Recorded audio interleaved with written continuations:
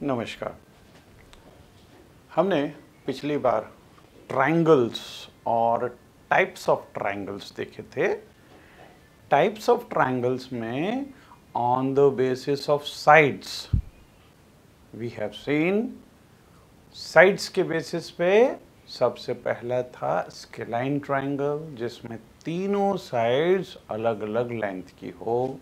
फिर isosceles triangle, जिसके अंदर दो साइड्स इक्वल लेंथ की हो। और फिर इक्विलैटरल ट्रायंगल, जिसमें तीनों साइड्स इक्वल लेंथ की हो, है ना।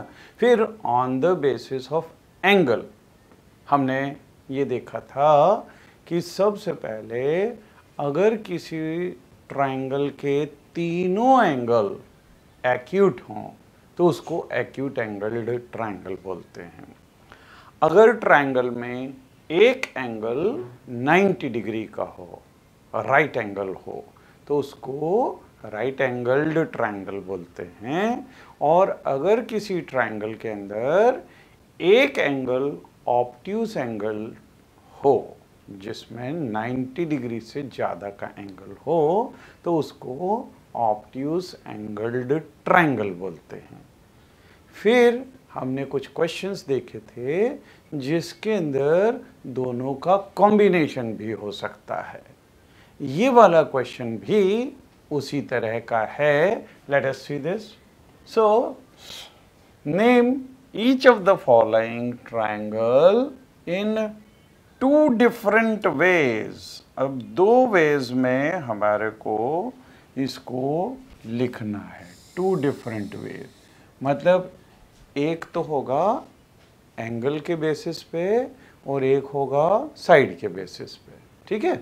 तो यहाँ पे यू मे जज the nature of the angle by observation. अब जैसे अगर इसको देखें, इसमें देखिए ये 5, 5 और 8, 5 और 5, इसका मतलब आइसोसेलेस तो हो गया, ठीक है। दूसरा एंगल्स अगर हम देखेंगे तो तीनों एंगल्स अलग अलग दिख रहे हैं, तो इसके लाइन ये ट्रायंगल एक्यूट एंगल्ड ट्रायंगल भी है। So this will be isosceles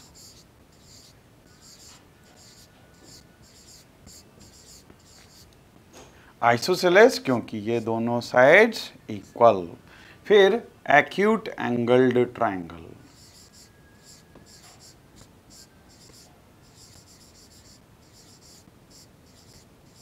angled triangle,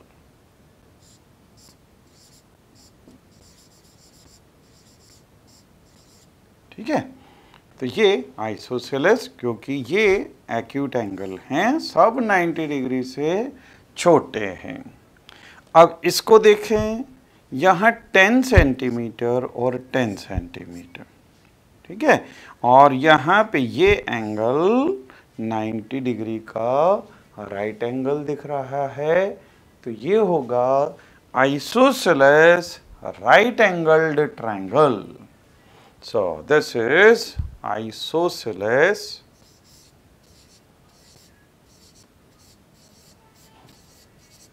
right angled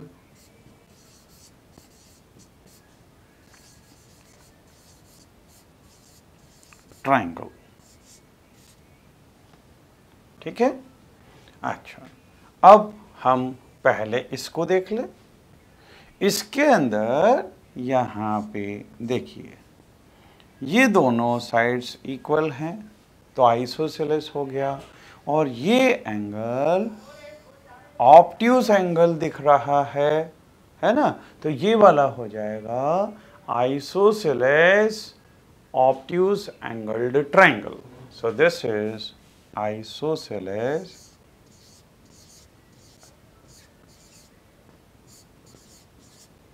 obtuse angled triangle, isosceles obtuse angled triangle. अच्छा, अब ये देखें, इसके अंदर ये एंगल तो 90 डिग्री से ज़्यादा दिख रहा है। ये 9, 10 और 15 मतलब तीनों साइड्स अलग अलग हैं, ठीक है। तो ये स्केलाइन है क्योंकि तीनों साइड्स अलग अलग है, scalene obtuse angled triangle. So this is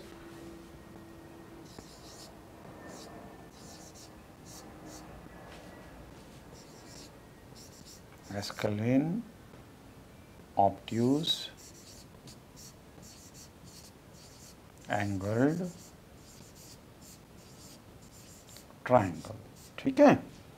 अच्छा, अब ये दोनों बचे हुए हैं बीच वाले, इसमें 8, 15 और 17, मतलब तीनों साइड्स अलग अलग हैं, तो स्केलिन ट्रायंगल है। और साथ में ये 90 डिग्री भी दिया हुआ है एंगल, तो ये स्केलिन राइट एंगल्ड ट्रायंगल होगा। दिस इज स्केलिन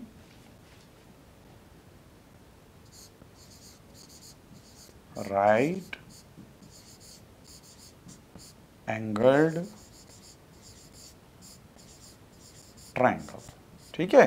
तो ये अब बचा ये, इसके अंदर ये तीनों ही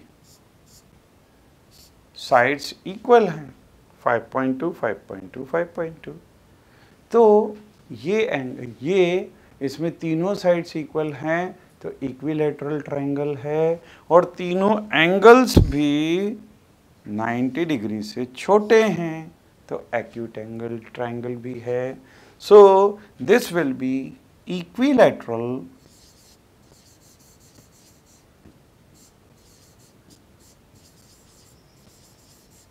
acute angled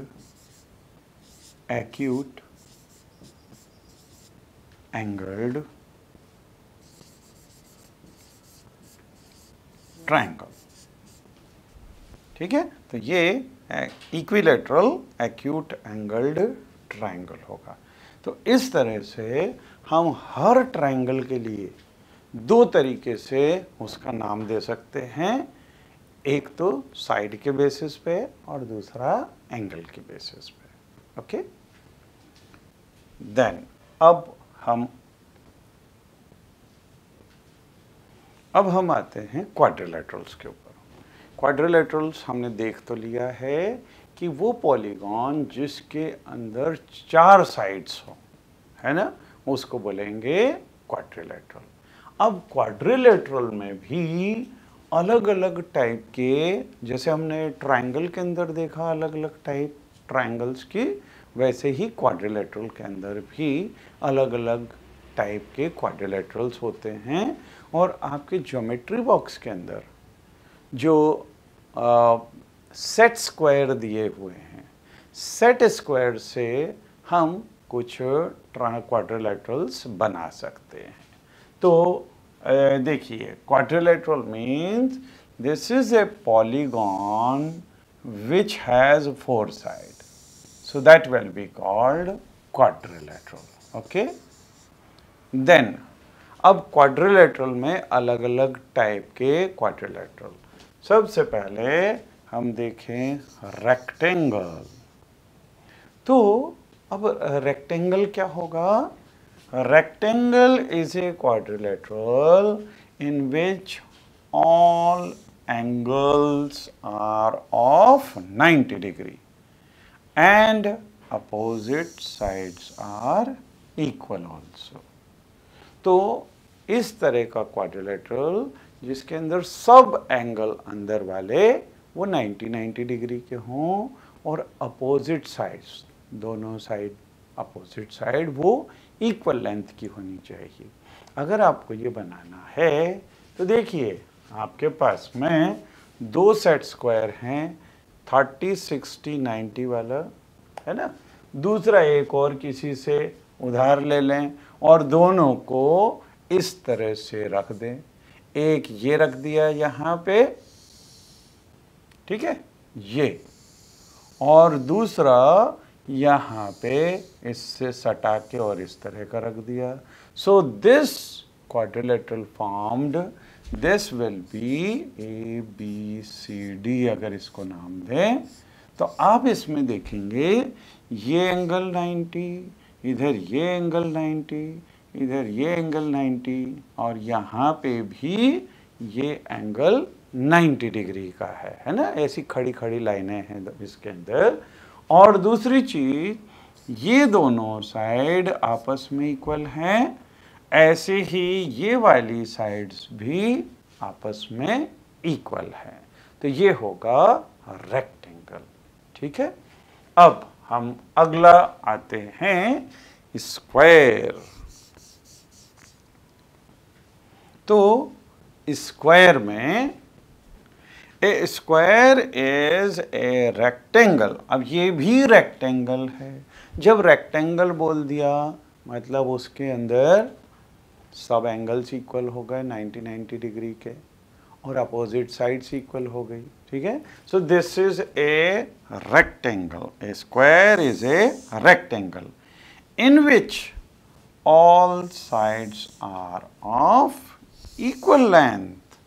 तो अब रेक्टेंगल के अंदर तो केवल अपोजिट साइड्स इक्वल होती थी। ये दोनों आपस में इक्वल है और ये दोनों आपस में इक्वल है, लेकिन ये दोनों जरूरी नहीं है कि आपस में इक्वल हो। लेकिन स्क्वायर के अंदर रेक्टेंगल है मतलब सब एंगल 90 डिग्री हो गए in which all sides are equal. तो यहाँ पे ये साइड, ये साइड, ये साइड, ये साइड, ये सब इक्वल हैं और ये 90 डिग्री के एंगल हैं। और ये बनेगा कैसे? आपके इसमें जो सेट स्क्वायर दिया है, दूसरा सेट स्क्वायर, वो 45 डिग्री, 45 डिग्री और 90 डिग्री वाला है। तो ये देखिए 90, 90 और 45। अब चूंकि 45, 45 दो एंगल्स इक्वल हैं, मतलब ये दोनों, इसके अंदर अगर आप देखोगे तो ये दोनों साइड्स आपस में इक्वल होती है। इस सेट स्क्वायर के अंदर भी ये दोनों साइड्स आपस में इक्वल होती है। ये एंगल 90 होता है, यहाँ पे ये 90 होता है। अच्छा, इधर ये 45 है और ये 45 है, तो दोनों मिलके ये 90 हो गए और इधर भी ये 90 हो गया। तो जब दो सेट स्क्वायर जिसके एंगल्स 45, 90, 45 वो वाले अगर दो हम सेट स्क्वायर रख देंगे तो इस तरह का फिगर बनेगा जिसको बोलेंगे स्क्वायर। तो स्क्वायर के अंदर चारों साइड्स इक्वल और चारों एंगल्स भी इक्वल हैं और एंगल्स 90 डिग्री के बनेंगे। ठीक है, ओके। Then parallelogram. तो तीसरा वो होगा parallelogram. A parallelogram is a quadrilateral in which opposite sides are parallel। तो पैरेलल लाइंस हमने देखी थी कि रेल की पटरी जो है वो एक दूसरे के पैरेलल होती हैं। तो जो लाइन मिले ही नहीं, एक दूसरे को इंटरसेक्ट नहीं करें, तो वो पैरेलल होती है। अब ये कैसे बनेगी? देखिए यहाँ पे ये अगर 30, 60 और 90 डिग्री वाला ये हो, इसको अगर इस तरह से रख दिए जाएं दो सेट स्क्वायर को, तब आप देखोगे कि ये वाली साइड इस साइड के पैरेलल हो गई, ये अपोजिट साइड पैरेलल हो गई, और यहाँ पे भी ये वाली साइड इस साइड के पैरेलल हो गई। ठीक है, तो जब दो सेट स्क्वायर को ऐसे रखेंगे तो ये पैरेललोग्राम बन जाएगा।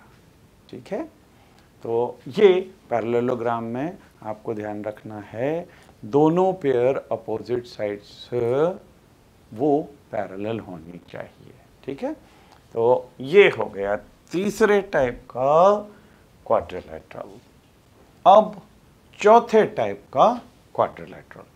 चौथे टाइप का क्वाड्रिलेटरल बनाना है, इसको बोलते हैं रोहम्बस।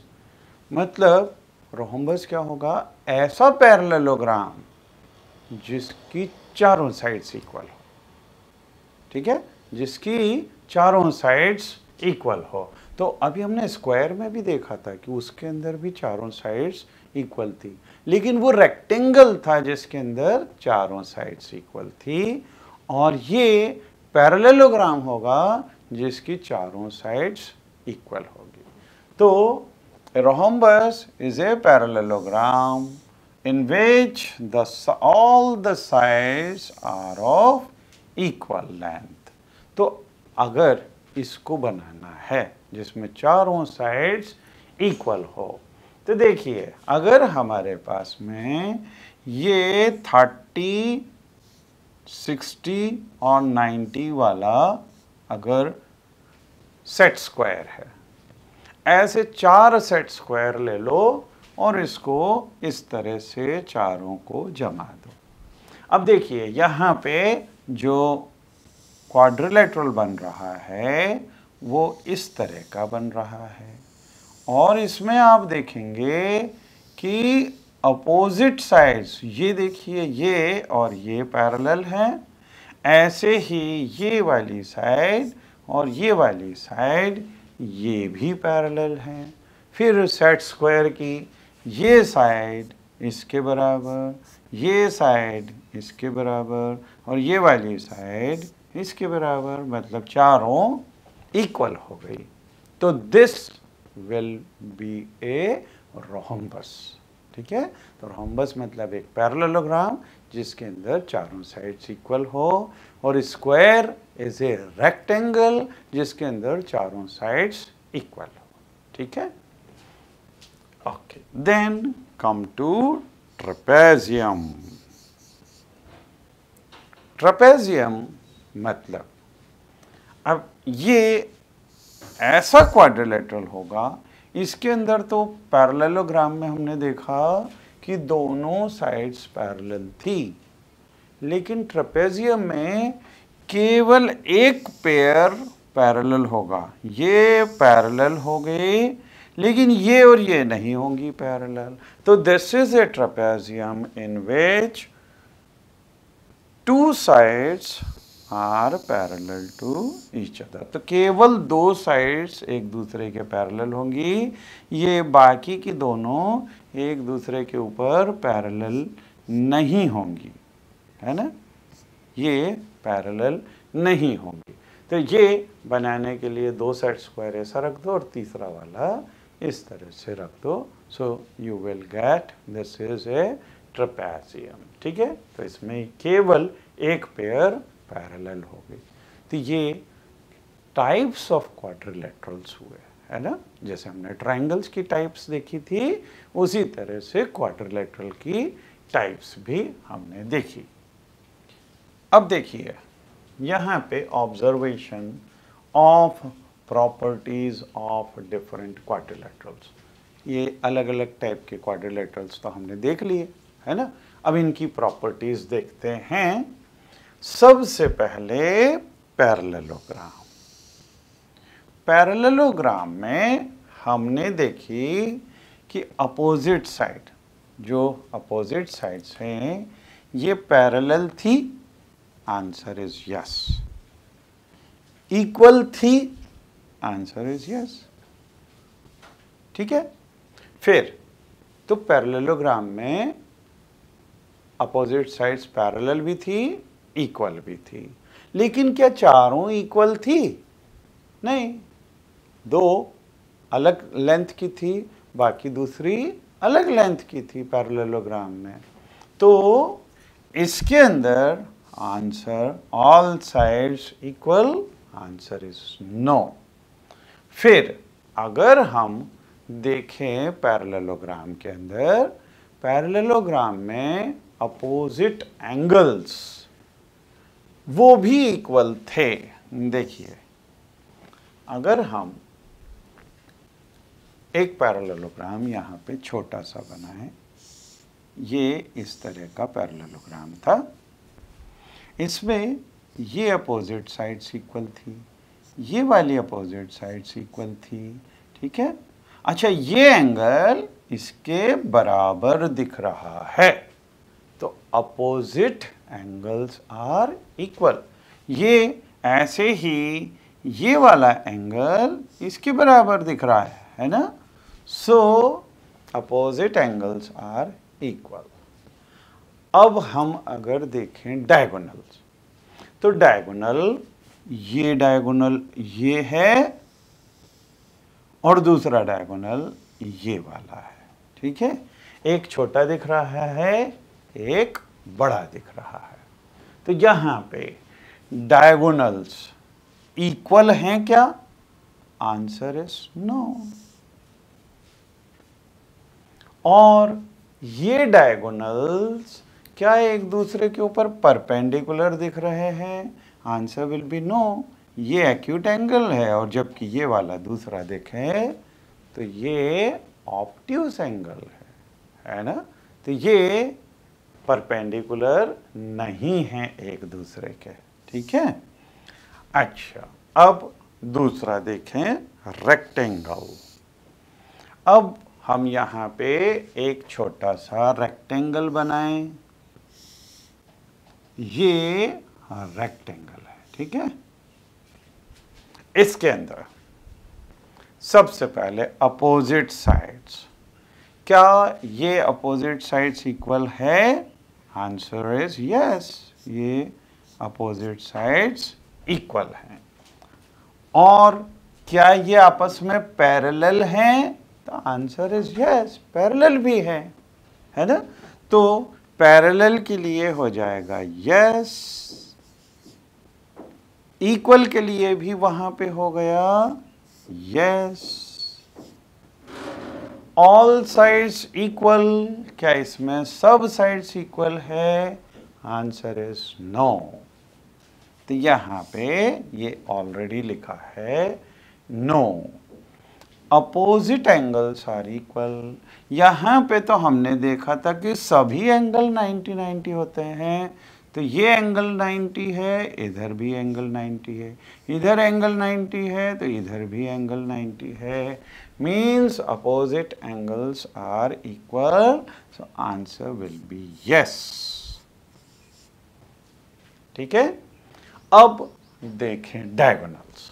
डायगोनल्स में ये अपोजिट वर्टाइसेस ज्वाइन कर दिए, यहाँ से ये अपोजिट वर्टाइसेस ज्वाइन कर दिए। तो क्या ये दोनों इक्वल दिख रहे हैं? Yes, they are equal.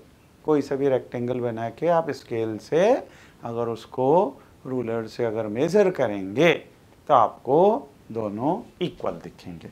So answer will be yes, ठीक है? अच्छा, क्या ये दोनों परपेंडिकुलर दिख रहे हैं? नो। ये देखिए, ये एक्यूट एंगल बन रहा है, इधर ये ऑब्ट्यूस एंगल बन रहा है, मतलब परपेंडिकुलर नहीं है। सो आंसर इज नो, ठीक है? अच्छा, अब आए स्क्वायर पे। तो स्क्वायर, हम छोटा सा स्क्वायर बना लें यहाँ पे, ये स्क्वायर। अब इसमें देखिए अपोजिट साइड पैरेलल। अब चूंकि ये खुद स्क्वायर खुद एक रेक्टेंगल होता है तो इसमें अपोजिट साइड पैरेलल हैं, इवन इक्वल भी हैं, क्योंकि सभी साइड्स इक्वल हैं।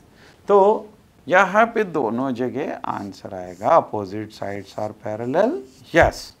Opposite sides are equal, yes, है ना? ऑल साइड्स आर इक्वल, यहाँ पे तो चारों साइड्स इक्वल होती है, इसकी डेफिनेशन हमने देख ली है, ये चारों साइड्स ही इक्वल होती है। सो आंसर विल बी यस, ठीक है? अब अपोजिट एंगल्स इक्वल हैं क्या?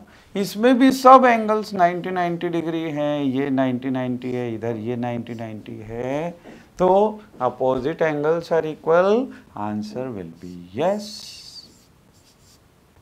फिर डायगोनल्स क्या इक्वल हैं? तो यहाँ पे हम देखेंगे, अगर इनको ज्वाइन करें तो जैसे रेक्टेंगल में डायगोनल इक्वल होते हैं, इसमें भी डायगोनल्स इक्वल होंगे। Answer will be yes. क्या डायगोनल्स परपेंडिकुलर हैं? तो यहाँ पे जब हम देखेंगे तो ये डायगोनल एक दूसरे के ऊपर परपेंडिकुलर ही आ रहे हैं. So this is mentioned yes. Okay, then come to rhombus. अब रोहम्बस के लिए हम अगर चलिए इधर बनाते हैं और रोहम्बस. रोहम्बस मतलब है पैरेललोग्राम. तो ये पैरेललोग्राम जिसके अंदर चारों साइड्स इक्वल हो. तो ये और ये चारों इक्वल हैं and this is a parallelogram. Parallelogram मतलब अपोजिट साइड्स पैरेलल भी हैं. तो यहाँ पे opposite sides parallel, answer is yes. Opposite sides equal, answer will be yes. क्योंकि ये दोनों आपस में इक्वल है, ये दोनों भी इक्वल हैं. So answer is yes. फिर ऑल साइड्स आर इक्वल. तो रोहम्बस के अंदर तो चारों साइड्स इक्वल होती है जैसे स्क्वायर में होती है. तो आंसर विल बी यस. ठीक है. फिर अपोजिट एंगल्स इक्वल. अब ये चूंकि पैरेललोग्राम है और पैरेललोग्राम में भी अपोजिट एंगल्स इक्वल होते हैं, यहाँ ये एंगल्स भी इक्वल होते हैं. So answer is written yes. ठीक है. अब डायगोनल्स. तो डायगोनल्स क्या यहाँ पे इक्वल दिख रहे हैं? ये डायगोनल और ये डायगोनल क्या दोनों इक्वल हैं? नहीं, एक छोटा दिख रहा है, एक बड़ा दिख रहा है. तो आंसर विल बी नो. ठीक है. और क्या डायगोनल्स परपेंडिकुलर हैं? यहाँ पे डायगोनल्स परपेंडिकुलर हैं क्योंकि ये देखो ये बिल्कुल 90 डिग्री दिख रहे हैं. तो आंसर विल बी यस. तो स्क्वायर के अंदर भी डायगोनल परपेंडिकुलर होते हैं, इसमें भी डायगोनल्स परपेंडिकुलर होते हैं. ठीक है.